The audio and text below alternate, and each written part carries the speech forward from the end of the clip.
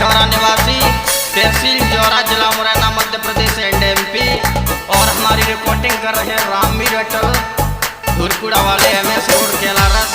हमारी ऑर्गन बजा रहे हैं सोनू भाई जौरा वाले, और हमारे पास में बैठे हैं अतर सिंह गस्तौली वाले, हमारे भांजे साहब। और कहा कह रही अपने घरवारे थे, पैसा टिकट कटाइयो मेरे राजा, बैठ के जाऊं रेल में। ऐसा टिकट कटाइयो मेरे राजा, बैठ के जाऊं रेल में।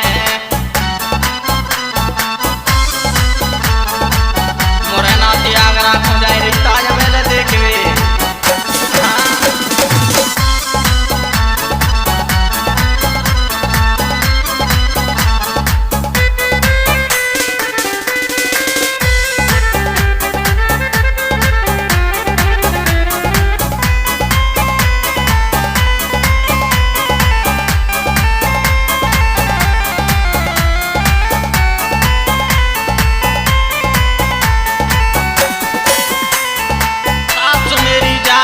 ससुरा मेरो जावे, सासु मेरी जावे, ससुरा मेरो जावे।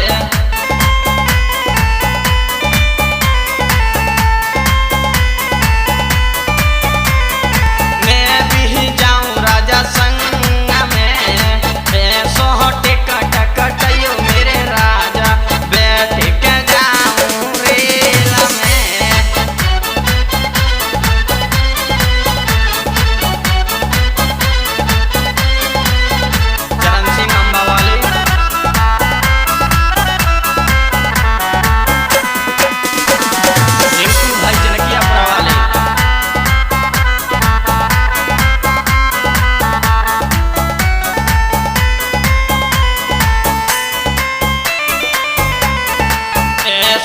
टिकट कटाइयो मेरे राजा, बैठ